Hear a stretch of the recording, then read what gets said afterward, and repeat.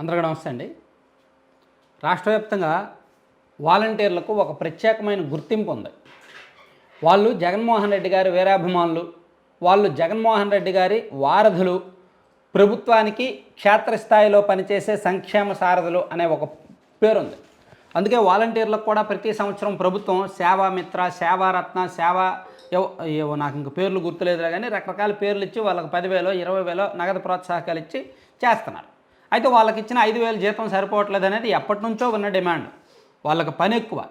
వాలంటీర్గా చేరితే ఏముంది, వైసీపీ అధికారంలో ఉంది కాబట్టి మనకి ఏం కావాలన్నా వస్తుంది. ఇప్పుడు 5,000 ఇచ్చి ఇంకో 2 సంవత్సరాల తర్వాత 10,000 ఇస్తారు. జగన్మోహన్ రెడ్డి గారికి మనం అంటే ప్రత్యేకమైన చూపు ఉంటుంది అని వాలంటీర్లు ఎంతో ఆశపడి జాబ్లో జాయిన్ అయితే వాళ్ళకి చాకరీ ఎక్కువైపోతుంది, పనులు ఎక్కువైపోతున్నాయి. వాళ్ళ మీద పెత్తనం చేసేవాళ్ళు క్షేత్రస్థాయిలో ఉండే కార్యకర్త నుంచి ఎమ్మెల్యే స్థాయి వరకు ప్రతి ఒక్కరు వాళ్ళ మీద పెత్తనం చేసేవాళ్ళే.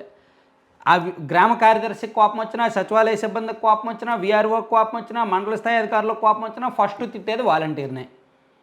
అంటే ఇటు రాజకీయంగాను ఇటు అధికార పరంగాను రెండు వ్యవస్థలు, కార్యనిర్వాహక వ్యవస్థ వాలంటీర్లను శాసిస్తున్నారు. ఈ శాసన వ్యవస్థలో ఉన్న వాళ్ళు రాజకీయ నాయకులు కూడా. సో వాలంటీర్లు ఎదుర్కొనే మానసిక ఒత్తిడి అలా ఉంది.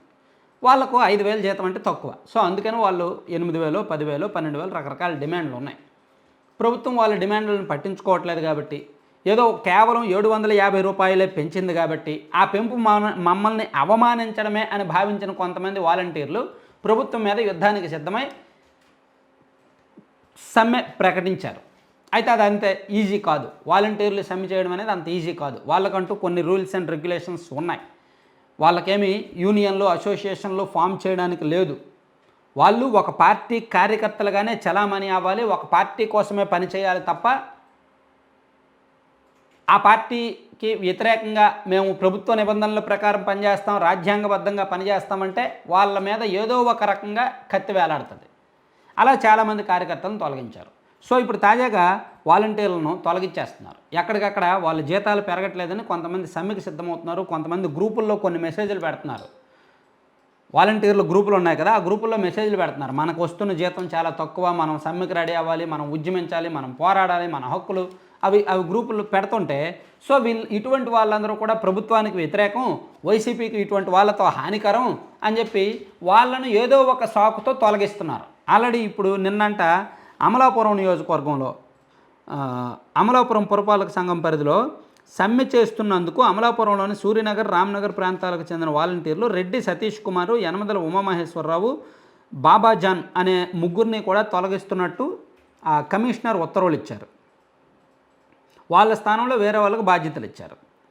సో ఇది ఇంకా ఎక్కడెక్కడ సమ్మెను కొనసాగిస్తున్నారు, ఇంకా ఎక్కడెక్కడ సమ్మెకు అనుకూలంగా ఉన్నారు, ఇంకా ఎక్కడెక్కడ ప్రభుత్వానికి వ్యతిరేకంగా చర్యలు పాల్పడుతున్నారు అనేవి ఐడెంటిఫై చేయమని చెప్పారు.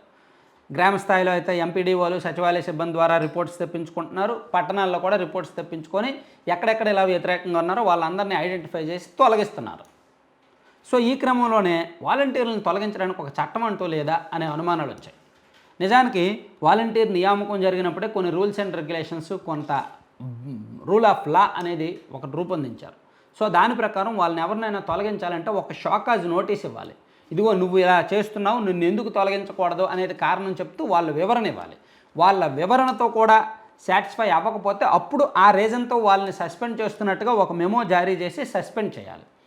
సో వాళ్ళకి వివరణ ఇచ్చుకునే అవకాశం లేకుండా, షోకాజ్ నోటీస్ ఇవ్వకుండా అకారణంగా, అనవసరంగా, అసందర్భంగా సస్పెండ్ చేస్తే, తొలగిస్తే వాళ్ళు కోర్టుకు వెళ్ళొచ్చు.